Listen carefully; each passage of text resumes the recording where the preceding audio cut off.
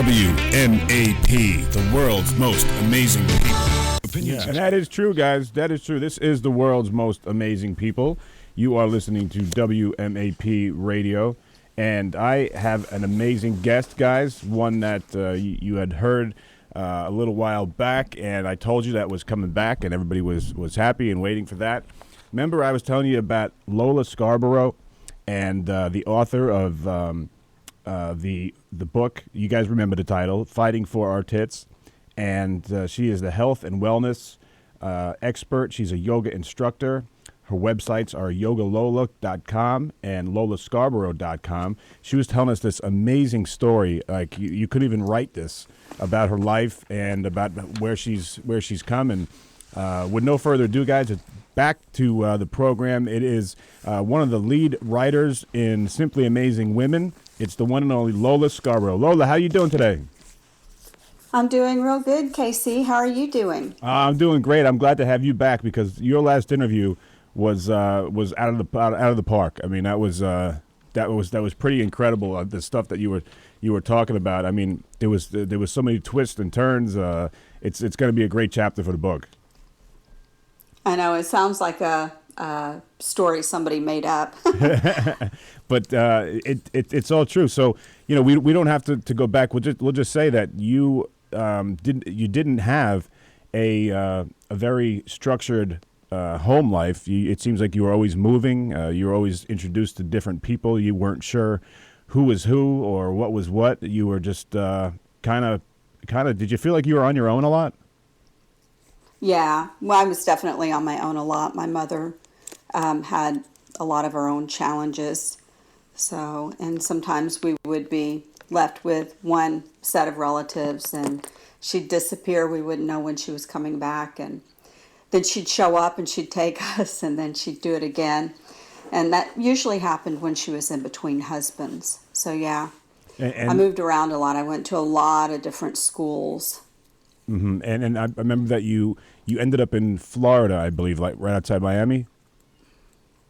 Well, I was born outside of Miami. Later, when I was almost 10, we moved way out into the country to a place called New Hope, Florida, which is a misnomer. Everyone called it No Hope, Florida. Oh, my God. Really, oh, man. really, really poor place in the South. We didn't have electricity or running water or any of those things. It wasn't that long ago, really. I mean, some of the people in the area did have, the amenities, but other people were like us. A lot of poor folks out there. Wow. And now that was because were you with your mom or were you with your grandparents? Who were you with? I was with my mother at the time. She had married her fourth and what turned out to be her final husband, Bootsy. And so when she married him, we were living in Hollywood, Florida. And they decided that they wanted to move to the country, or she did. So he sold his house and we all moved out to New Hope, Florida. No, but when you say you all did, who were you talking about? Myself, my sister. By then, my mother had 2 more children. So there were 4 of us. Then there were 2 stepchildren. And how old was everybody, and once Lola? I was 10. The stepsister was 9. The stepbrother was 7. My sister was 8. The other sister was 4. And then my brother, Dinky Joe, was 1.5 or so. Okay, all right. And how did you get along with the stepkids? Well, the daughter didn't like me, the 9-year-old, and so she became increasingly antagonistic to me as we got older. And there were some really unpleasant events around her. Like what? Well, she and 2 of her friends bullied me really, really badly.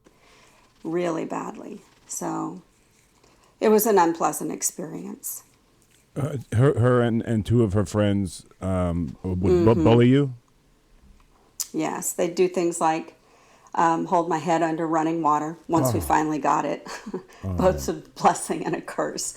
And one would hold me down and shove my head in the toilet. They just did awful things. Just awful. But Wow. anyhow, that's a long time in the past. Yeah, of course. It's in the past, and kids do mean things. But what were you guys homeschooled? No, we went to school sometimes, and the social workers would come around when we missed too much, because we were on a farm and there were so many kids. A lot of times we didn't make it to school, and then the social workers would come around. They came around anyway because of all the violence and the alcohol and the poverty, and we were on food stamps. So they were always kind of coming around anyway. But no, we went to a public school. Okay, and what kind of were you guys working on the farm too? What kind of farm was it? Well, my mother and her husband purchased, I think it was something like 10 acres, and it all had to be cleared. So we did, you burn land off to clear it when you first move on. So we did a lot of work around that, and then we had to help put up fences, then working in the garden. And before we had the running water, we would have to take buckets down to the creek, which wasn't that far, but go down there, fill them up, and hand water all of the garden.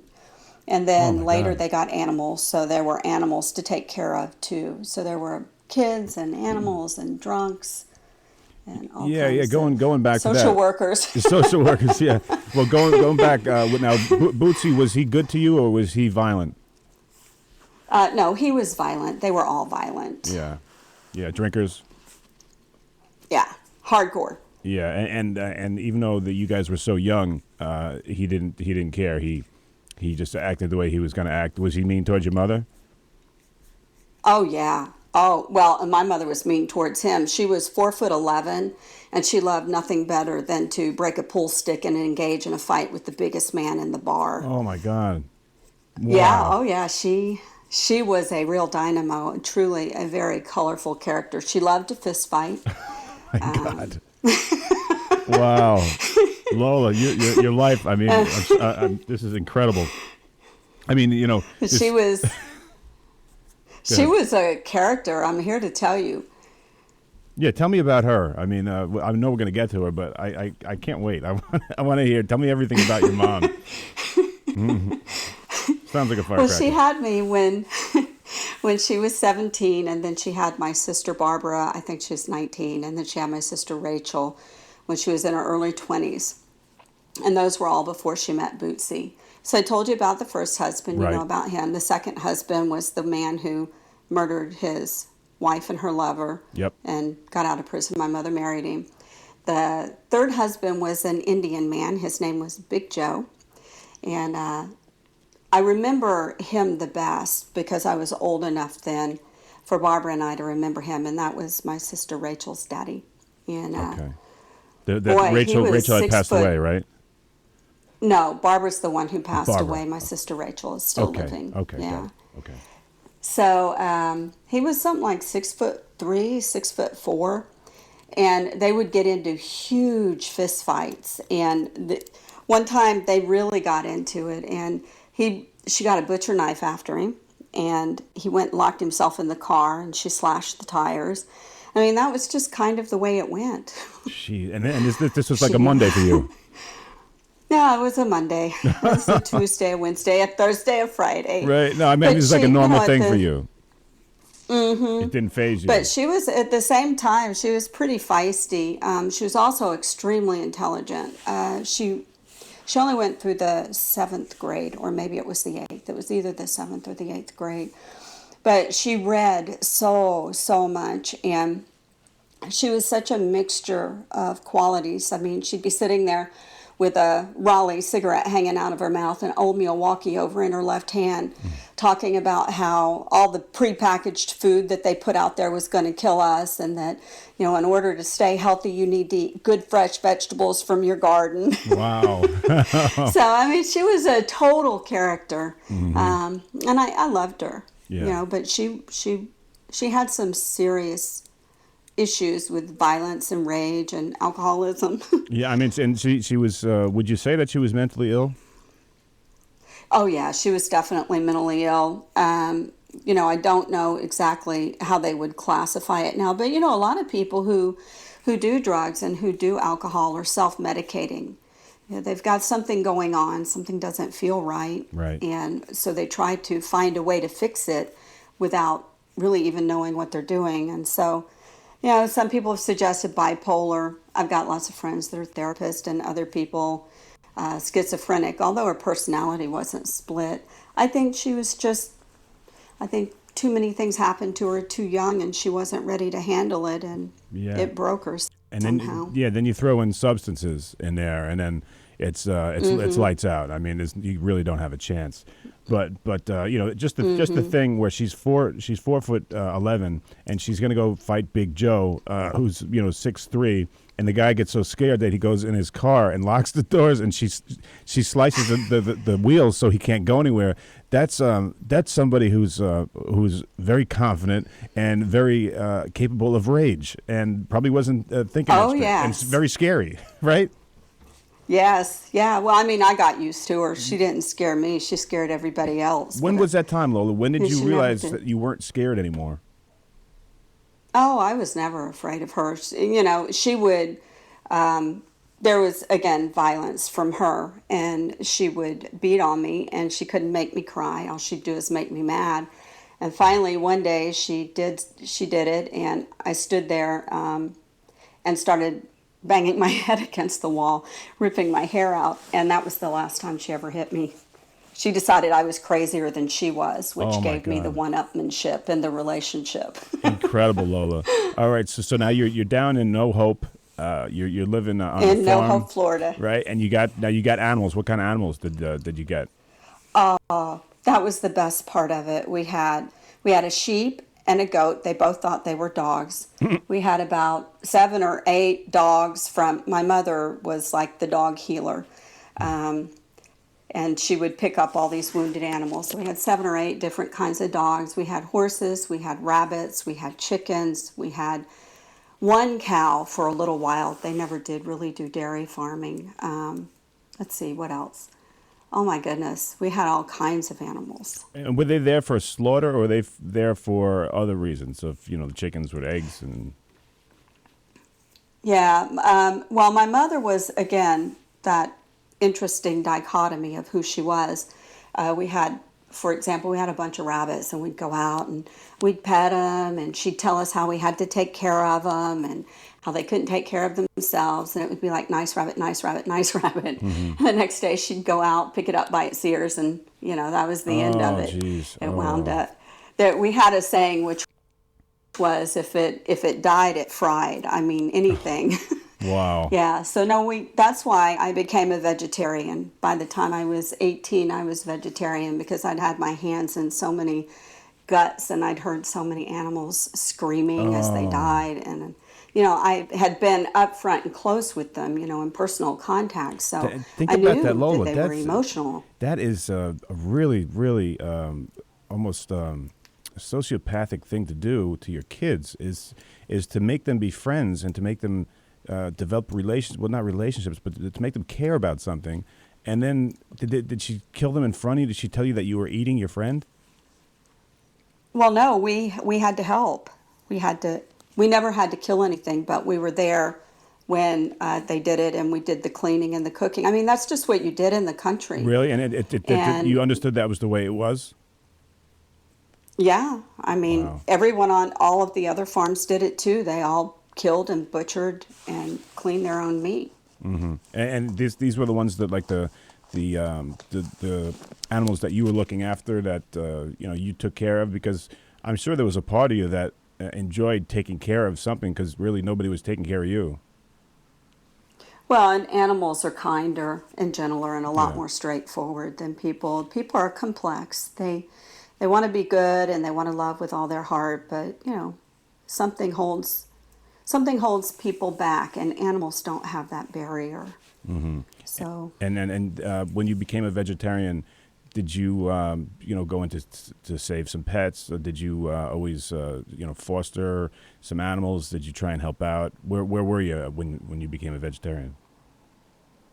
Well, I was 18, and I was working as a secretary, And then not long after that, I went into the Army, and that was an interesting experience, being vegetarian.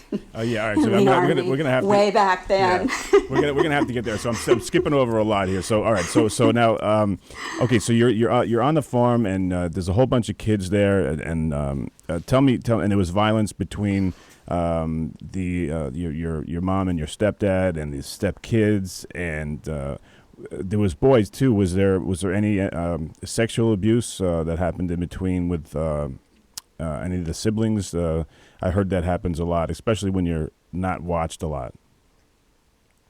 Well, there was some things that went on that happened when I was 10, and I told my mother about it, and all it did was create more trouble. But yeah, I mean, it's kind of hard to talk about that sort of stuff openly, but there were a lot of different sexual violations that happened in the family and with family members. Not my stepfather. He never did anything like that. It was his brother. Oh, geez. And then, we'd wake up in the middle of the night. I used to say I sleep with one eye open and my legs crossed because you never knew who you were going to wake up.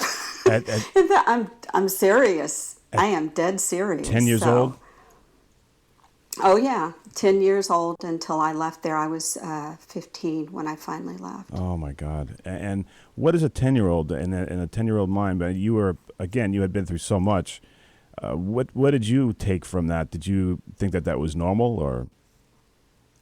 Well, I mean, more or less. My mother had told me, and she raised all of us girls to be alert and to be aware that, we had to be ready to defend ourselves at the drop of a hat. And, one of the first things she started trying to show me when I was younger was how to break somebody's nose with a particular type of punch that drives the bone up into the brain. And she would come over and grab me from back behind and tell me to lift my legs up, and that if anyone ever came at me and I was held back. And I saw her do that. I mean, she loved to fight. Mm-hmm. She loved it. Wow. And she was really good at it. Yeah, until she got too old for it.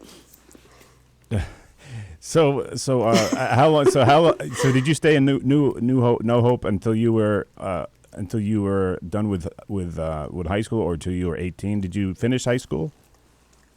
Yeah. Oh, yeah. I finished high school. I finished when I was 16 because of my birthday and the era it was. I had just barely turned 5 years old when I went into the first grade, and then I graduated early because my grades were so good. So when I was 16, I went to the Atlanta College of Medical, Dental, and Business on a scholarship, and I lived with a family in Atlanta and took care of their children in return for room and board. And so when I finished that up, I went back, and then I married the guy that I had been dating. I had worked in his daddy's tobacco field when I was 15, and that's when I met him. And so we got married at 18, and I divorced him at 19. Any kids there? And no children. I didn't have children until my second marriage, and I have a girl and a boy. Okay, so you meet you marry the high school sweetheart, and you take the secretary job right out of school. Right. And were you still living down there on the farm? No, we had moved from No Hope, Florida, to a place called Surrency, Georgia, and then from Surrency, Georgia, we moved to a place called Oliver, Georgia. My family was nomadic. Even my grandparents, we always moved around a whole lot. So that's where I met him when we were living in Surrency, and then I married him when we were living in Oliver. And they say, Lola, by the way, guys, if you're just tuning in right now, I'm speaking with the amazing lead writer of Simply Amazing, the book that will be coming out next, is it next year? Yeah, no, it's later on this year. It's for the holidays. And it's Lola Scarborough, and she is an author, a health and wellness expert, yoga instructor, the author of Fighting for Our Tits, which we'll talk about a little bit later. If you go to yogalola.com and lolascarborough.com, you get more information on this amazing person. So Lola, can I ask, when you were growing up at on the farm there, and you met this kid when you were 15, and you worked at his father's tobacco farm. You guys, I assume, were an item, and were you each other's best friend? Were you guys really tight? Well, he was actually 7 years older than I was, and so he was quite a bit older. Wow. Yeah. Was that sort of thing not looked down upon? Because here you'd have the cops and they'd be arresting that guy right away because you were 15, he's 22, or that doesn't 23. fly. 23, yeah. Right. Oh no, this is the South, deep South in Georgia. He was considered a good catch because he had a job, he had a car, so he had some things. And as long as he came with, a case of beer and a carton of cigarettes, I was his girl. Oh my God. Wow. So, all right. So you guys decide when you would talk, when you guys were growing up, were you like, we got to get out of here. Let's create our own life. Let's do something. Or were you happy where you were? I don't remember being unhappy. I mean, people are very resilient. And there were a lot of wonderful things about my life as well. I mean, I loved all the animals. I loved my brothers and sisters. My mother was funny a lot of the time, and Lord knows life was never boring. So she was an interesting person, and because of the lack of structure, a lot of kids they come up, their family has all these expectations of what they're going to be, what they're going to do. They try to mold you in their image, and I didn't ever have that. I had a lot of intellectual freedom. In my family, you could say anything you wanted to. It didn't matter. You could say anything to anybody, anytime. Of course, you had to be prepared to stand there and back it up with your fist if your mouth overloaded you. So as a result of that, and as a result of the kind of intellectual freedom I had, I could read anything at any time written by anybody in any belief system. So, and I did. I mean, I was a voracious reader. I still am. I read all kinds of things. So because of that, I was able to be, I think, more uniquely myself than I might have been had I grown up in a different type of family circumstance. Does that make sense? It does. It does make a lot of sense. And now, when you went to wherever it was, I think it was somewhere in Georgia, with this older kid from the tobacco farm, you said you were married for 1 year. Why did that marriage break up? He was violent. Yeah, and I was going to ask you that. And was he a drinker too? He didn't have an alcohol problem. He did go out and drink sometimes, but mainly he had some mental illness going on, I think. But he used to threaten to kill me and kill himself and kill his boss's secretary and kill his boss. And I would wake up and he'd be choking me. Anyhow, it wasn't a good scene. And I don't know how it went that way. It wasn't like that when we were dating, but when we got married, something shifted. Right. It's sometimes that does happen. And by the way, we'll be playing this tonight on the FM program. So I want you to talk about the book, Fighting for Our T-Word. I said it before, so you know what I'm talking about. And you guys can bleep it out again before we put this on. It's Fighting for Our... And tell me about that book and what made you write it. Well, I'm a healer, and I work with a lot of women, of course. A lot of the people who come to our yoga studio are women.